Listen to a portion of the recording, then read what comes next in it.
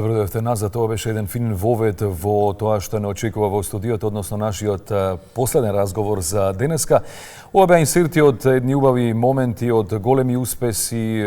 Нашиот гостин стоеше пред мрежата, се разбира. Меѓутоа, она што сакам да кажам, ова музикава драматични ме понесе, мислам дека можам веќе конечно да се поистоветувам со Бранко Чупевски, го разбирам за што станува збор кога треба да се ракомитната приказна. Полека, но сигурно, и тоа сакам да кажам дека вечерва во 20 часот и 30 минути Македонија влегува на големата европска сцена, нормално без страф. Данска е големо име, веле сила кога станува збор за ракометот, навикната на злато, меѓутоа и на малку понизок притисок од она што ја очекува, се разбира, нашата репрезентација. Ама навикнати на нашата македонска публика, која што се разбира ќе навива за нашата убава Македонија. На тема ракомет гостин во нашето студио министерот за спорт Борко Ристовски. Добро утро, добре ни дојдовте во емисијата. Добро утро и благодарам на поканата. Никогаш еден од најдобрите голмани, денес министер за спорт. Која функција ви е подрага? Па добро, не можам да кажам која функција е подрага, можам само да кажам дека секоја функција, ако може да се нарече брањето на дресот на репрезентацијата како функција, носи своји обврски големи, носи одговорности. Мислам дека секој период од животот е различно, додека се бавев професионално со спорт, тоа беше размислување и фокус само на една работа, тоа е тренингот, како подобро се спремите следниот тренинг, следниот надпревар, европските првенства, светските, клупските обврски, така да малце порелаксирано беше во тој дел, додека сега како министер мислам дека обврските се многу поголеми, одговорностите се многу поголеми, треба да размислувате буквално за се што е спорт во државата и тоа е една огромна одговорност, огромна привилегија, меѓутоа уште поголема пак да се повторам одговорност, која што на вистина во овој дел од животот и од моето функционирање ми остава еден на вистина голема грудка на доза на одговорност кон својата нација, кон својот народ, кон својата откојна. Така да резимирам, мислам дека секој камен си има своја тежина. Тоа значи дека не сте пристрасен кон ракометот малку повеќе? Па добро, има некои луѓе кои што кажуваат дека сум пристрасен и можеби сум малце пристрасен, со право. Меѓутоа кај мене најголем предизвик е да објаснам на луѓето дека јас не сум тип на човек, да, јас сум, доаѓам од ракометната фела, сега сум министер на сите спортови, на цел спорт. Меѓутоа резултатите се единственото мерило по кој што јас ги гледам работите, без разлика дали доаѓам од ракомет, од кошарка, фудбал, одбика, независно, меѓутоа резултатите треба и се најголемото мерило по кој што јас ги гледам работите и ги селектирам работите. Се навративме малку наназад со претходното видео во времето кога вие игравте за Македонија, 155 настапи за националниот дрес. Се сеќавате ли на вашиот прв надпревар? Да бидам искрен, не, затоа што беше многу одамна на првиот надпревар, меѓутоа навистина на кариера која што кога ќе се сетам сега и кога почнувам да си враќам наназад размислување за се она што сум поминал, навистина сум горд за се она што сум имал можност да го дадам на својата татковина, на својот народ и сигурен сум дека ова што го прават денешните репрезентативци треба да биде само еден пример за тоа како треба да изгледа една репрезентација. Не зборувам за резултати. Резултати некогаш ќе бидат подобри, некогаш полоши. Ние во Македонија секогаш сакаме да бидеме шампиони во све, тоа е донекаде добро, меѓутоа донекаде носи притисок на оние кои што настапува за репрезентацијата. Она што е поважно и што сакам секогаш го паќам како порака, а тоа е да промовираме вистински вредности, да промовираме како се бори за боите на својот дрес, како се презентира својата држава дома и надвор, меѓутоа и како се презентира својата држава, својот спорт, да кажем генерално спортот, како се однесувате 24 часа на ден надвор од терените, во хотелот, во кафулињата, во рестораните, се тоа е еден пакет кој што треба да биде еден спортист, кој што не треба да има според мене дамки, се случуваат нормално работи кои што на сите нас се случили, меѓутоа генерално спортистите треба да промотори на вистински вредности во државата. Емоциите се постојано присутни кога станува збор за спортот, за посебно денеска зборуваме за ракометот. Бевте ли вие емотивен како играч, како голман? Секогаш, многу емотивен. Многу од луѓето не знаат, меѓутоа јас дел од ќе се навратам додека се бавев со спорт професионално, истина читав доста книги за психологија, затоа што позицијата на која што настапува голманската беше навистина доста предизвикувачка, да кажем. Вие сте последното нешто кое што треба да го сопре противникот, без разлика што работите заедно со одбраната, меѓутоа 6 метри поназад сте сами, секој нели во одбраната стои, има некој колега до него и може да побара помош, да се договорат нешто, да има некој разговор, додека вие сте 6 метри поназад и сте сам. Често таа емоција која ќе ми недостасуваше, да кажем, доволно концентрација, која веќе беше крајна надпреварот, па мене ми требаше некој си мотив, дополнителна сила, дополнителна физичка за да го издржам тој надпревар и да бидам на висина на задача, секогаш знаев да влезам и во такви емотивни закачки, расправи со противниците на кои што можеби некој не можеше да го свати, можеби некој го сваќаше, со играчите го знаеа тоа е дека влегувате во една психичка војна од која секогаш победник може да биде само оној кој што го иницира тоа свесно, додека противникот несвесно влегува во тоа. И така да емоциите секогаш биле дел од ова, како еден пример, емоциите биле секогаш дел од моето живење и мислам дека и држам до тоа дека секогаш без исклучок треба да имате емоции во се што работите и не можете да бидете успешен доколку не се вложите 100% и доколку не бидете емотивен за работата која што работите и она што сакате и кај сакате да стигнете. Така да се направи паралела помеѓу нашите играчи, значи знаеме ние колку сме емотивни, бидејќи секогаш товарот и притисокот паѓа на помалите и на послабите. Ве се категоризираме како не сме рецимо Данска како една ракометна велесила. Има ли разлика помеѓу нив и помеѓу нас? Па тоа се два сосема различни концепти на филозофија како гледаат спортот они како ние. Кај нас емоциите се премногу вмешани, рациото ни е стајано на минимум затоа што ние како нација очекуваме дека вечер Македонија има шанси да ја победи Данска и тоа е така во спортот. Меѓутоа треба да сме свесни да ги ставиме фактите на маса. Тоа е дека Данска е единствениот според мене најголем кандидат за освојување на европско првенство. Има една група каде што е Данска сама, па понатаму се сите други кај што секој може да победи секого, меѓутоа Данска е апсолутен фаворит.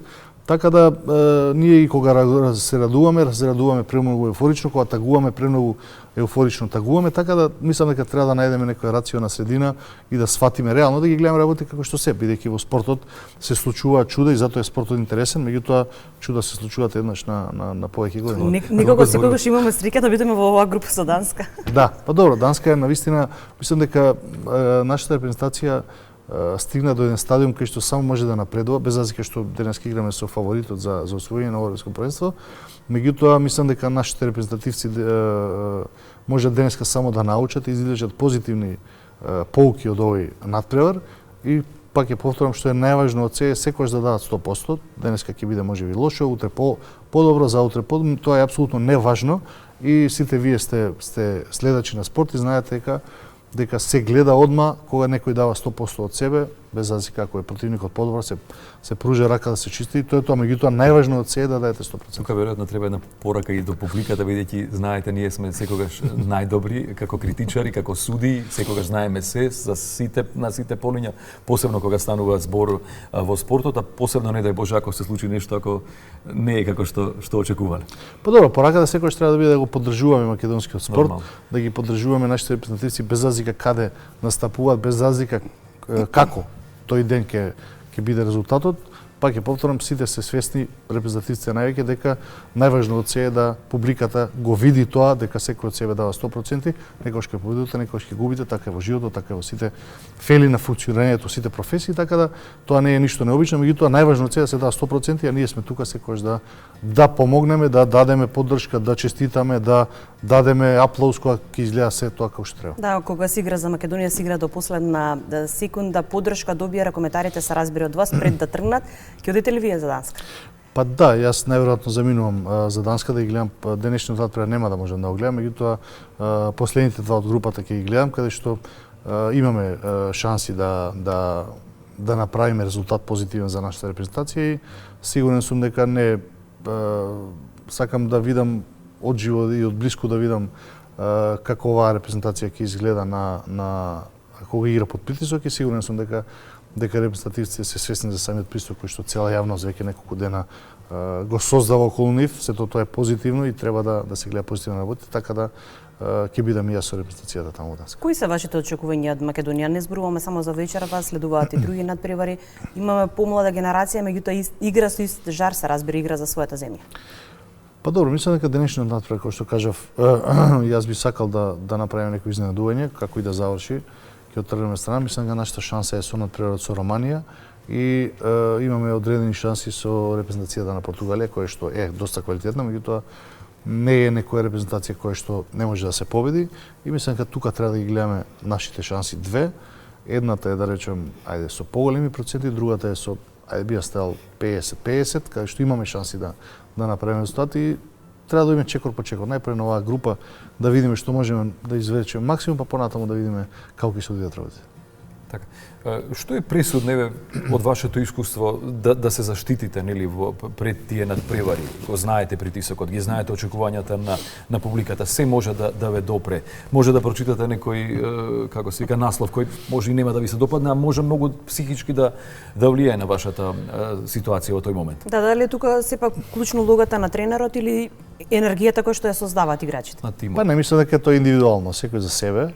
Мене ако ме прашате, јас никогаш во 15 на години професионална кариера никогаш не сум читал коментари, никогаш не сум читал медиуми да влезам па да го читам, нели, само насловот ќе го прочитате и одите понатаму, затоа што мислам дека не треба барем кога сте на европско првенство, не барем генерално во животот, не треба се секогаш да биде најважно мислењето на другите за некоја работа.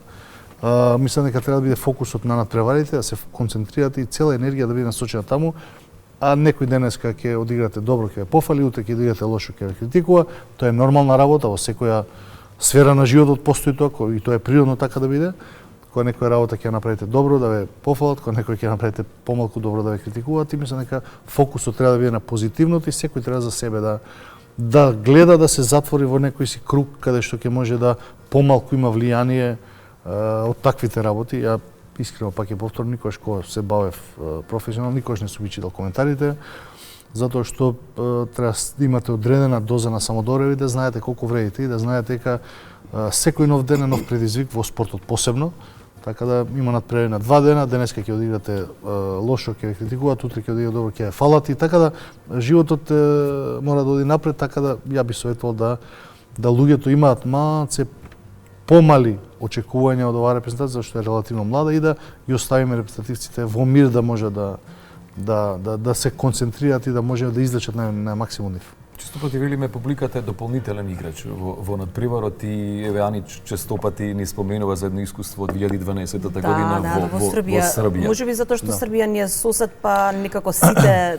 мислам дека тргнавме буквално сите од Македонија за Србија. Памтам имаше многу снег.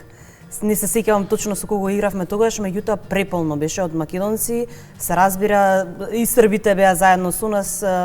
Некако се створи една преубава атмосфера, тоа се едни убави времења.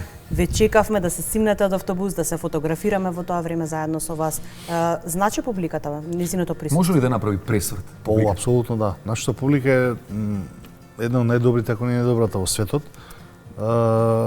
И сигурно дека е огромна поддршка за секој на кој што едно е да бидете на трибината и да навивате, вие сте били на трибини, не можете да видите силината на навивањето и моќта на навивачите кои што ја даваат на самиот терен.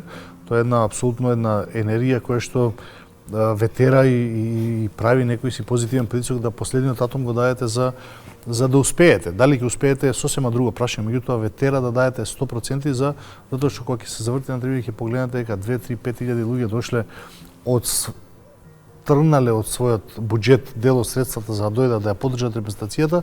Мислам дека секој еден од што се бави со спорт треба да цени тој и да има огромна доза на одговорност на тоа како се однесува и па се вртиме околу тоа, да даде 100%, а сигурно сум дека секој од публиката ќе знае тој, ќе го види и ќе го награди.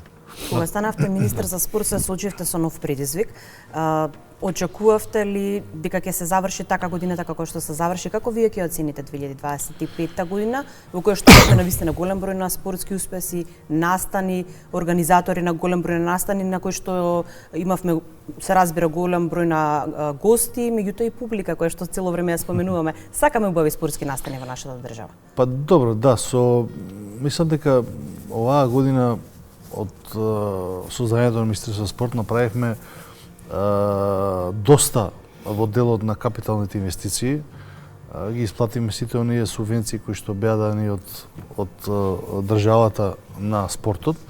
Меѓутоа, јас сум доста задоволен од тоа како функционираше Министерството изминатиот период, затоа што свесни сме, барем јас сум, не знам вие колку сте јавноста, дека во таа трансформација не идовме на една институција која се викаше Агенција за млади спорт, една институција која што беше корумпирана по сите основи, институција која што двајцата последни функционери им беа обвинети се обвинети за корупција на проневера на околу 5 милиони евра. Дополнително внатре во самата институција уште 6 или 7 луѓе во тој обвинителен акт беа заедно со нив, така да една институција која што беше навистина разнишена, институција која што немаше завршено капитална инвестиција повеќе од 4-5 години, почнати проекти оставени 4-5 години и да направите една институција која што е сега Министерството таква, да направи трансформација во институција која што продуцира позитивни работи, на ние навистина капиталните инвестиции се едни од приоритетите кои што ги ставивме, затоа што држам до тоа дека не може да бараме спорт доколку немаме спортски сали, не може да бараме резултати доколку немаме терени за трчање, за атлетика, спортски сали, игралишта кај што децата ќе можат да правиме тој квантитет од дечиња, каде што квалитетот подоцна ќе овадиме. И мислам дека направивме доста. Навистина реконструиравме 3 спортски сали, која почнавме со 2 ги завршиме. Третата мислам дека наредниот месец ќе биде завршена, тоа е спортската сала Расадник. Во Радовиш спортската сала ја завршиме, во Ново село, значи гледавме да биде тоа дисперзирано малце, да не биде концентрирано. Направивме преку 40 на мултифункционални игралишта на територија на цела Македонија. И отпочнавме реконструкцијата на фудбалскиот стадион во Тетово, каде што настапа фудбалскиот клуб Тетекс. Кажав, спортската сала Расадник ќе биде завршена следниот месец. Завршува, мислам дека или е завршен јавниот повик за спортската сала Уким, каде што после, 7-8 години руинирана сала, успеавме да ја имаше правни лавиринти кои што требаше доста да се завршат, ги завршиме тие работи и сега мислам дека за некој месец ќе почне и комплетна реконструкција на спортската сала во Уким и ќе биде даена на употреба на сите оние 5-6 илјади студенти, не знам колку се, на кои што има недостаток спортска сала. Дополнително почнавме нова спортска сала во аеродром, во Војната академија, која што има повеќе, ајде да кажам, има повеќе значења. Едната е затоа што се работи во салата е во склопот на Војната академија, каде што питомците ќе можат да се подготвуваат физички за нивните активности. Школото кое што е наспроти Војната академија, дечињата ќе можат бесплатно да ја користат, на крај на денот ќе биде отворена и за јавноста, секој кој што ќе сака да рекреира, да спортува, да е на употреба на широката јавност, така да мислам дека направивме навистина доста за оваа една година.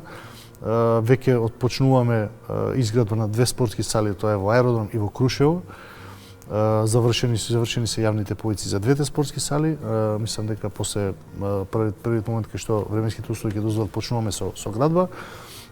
Мислам дека во Крушево посебно е важно да се напомене, затоа што Крушево во Македонија не постои спортски центар каде што, освен Маврово, делимично, меѓутоа не постои спортски центар каде што можат екипите и репрезентациите да се подготвуваат и затоа заминуваат надвор во околните држави да се подготвуваат и направивме ние како Министерство едно истражување околу 60 милиони дена или милион евра репрезентациите и клубовите се од сите спортови во Македонија ги трошат на подготовки надворот од Македонија и ние како Министерство решивме да тој начин на функционирање пробаме да го промениме и почнуваме процедура за изградба на спортска сала во Крушево, една преубава планина кај што е блиску од каде да трнете, која што ќе биде близу до хотел, до два сместувачки капацитети хотели, кои што ќе можат екипите и репрезентациите да се подготвуваат во Македонија, наместо да се оставаат парите надвор. Ние одлучиме да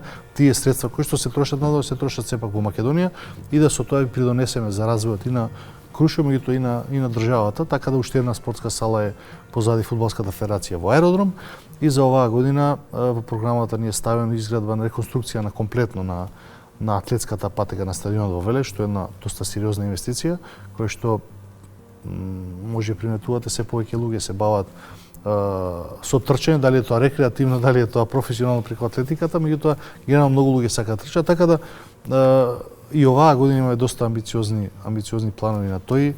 Во тој дел на субвенциите се исто така еден важен дел кој што ги државата дава, ги исплаќа сите оние субвенции кои што се дадени на користење од државата, така да мислам дека за една година вака на кратко, ако може да се каже дека е кратко, да кажам дека навистина сме задоволни, меѓутоа остава простор дека секојаш може да биде уште подобро.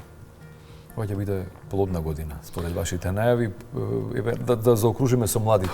Кој е моментот околу стипендија, околу таа поддршка, финансиска, институционална, било како, значи... Улеснување на родителите, кои што сепак го имат ние најголемиот товар. како држава, морам да напоменам, и сум горд на тој податок, дека Македонија или државата или министерството дава најпрво, ќе почнеме од еден поширок сегмент, субвенции во спортот. Нити една држава во регионот не дава субвенции директно во спортот. Нити тоа Србија, нити Хрватска, нити Словенија, нити Црна Гора.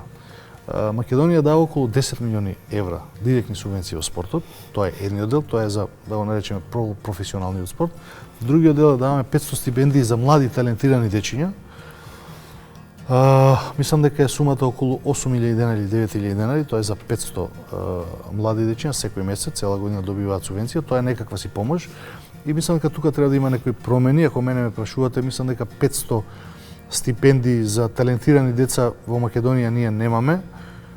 Мислам дека таа бројка треба да се намали бројчано, меѓутоа сумата се зголеми, истата сума на пари да биде дадена од државата, меѓутоа се зголеми сумата на примање кои што дечињата ќе земат, наречеме, не знам, да скратиме на 250 дечиња, зашто искрено не мислам дека Македонија има 500 таленти секоја година, нови кои што треба да се помагаат, меѓутоа 250 да, и треба да се направи на вистина да тие 250 дечиња добиваат значителна сума, тоа е ако добивале 9.000, сега дупло повеќе ќе треба да земат 18.000 денари, тоа е некој план кој што сакаме да го направиме, да на вистина се осети таа помош, бидејќи реално 9.000 денари не можете денеска ни едни патики на детето му купите, а не зборуваме за спортска исхрана, протеини, кај што треба да дојде на прегледи медицински. Мислам дека тоа е реално премалку за така голем број, меѓутоа сите сме свесни дека Македонија не е Данска, не знам, Шпанија, Франција, можностите се тие кои што се и треба да направиме ние да најправилно отидат и на правилни места за да